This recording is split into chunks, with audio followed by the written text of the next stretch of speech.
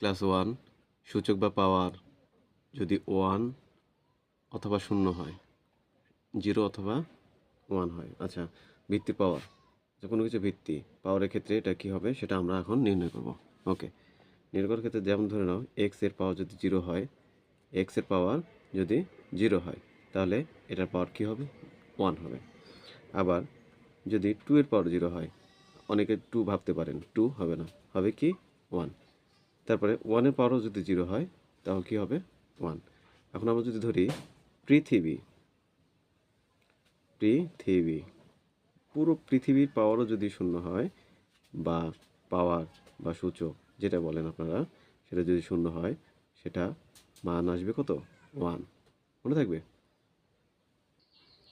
তাহলে আমরা কি পাচ্ছি, যে কোনো কিছু পাওয়ার যদি এক কথায় n এর পাওয়ারও যদি 0 হয় তাহলে 1 হবে। কোনো কিছু পাওয়ার যদি 0 হয় তাহলে কি 1 হবে।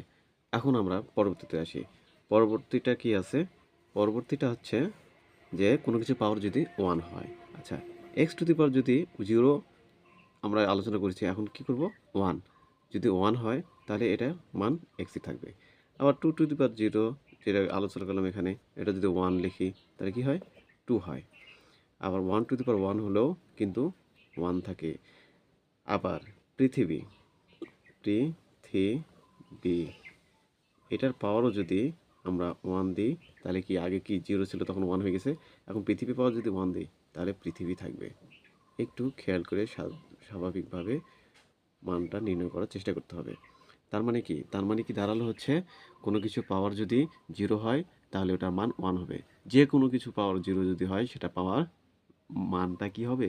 1। আর কোনো কিছু পাওয়ার যদি 1 হয় তাহলে মানটা হবে ওই কোনো কিছুটাই। অর্থাৎ n এর পাওয়ার যদি অর্থাৎ অর্থাৎ n এর পাওয়ার যদি 1 হয় তাহলে n হবে। কিন্তু n এর পাওয়ার যদি 0 হয় 1 হবে।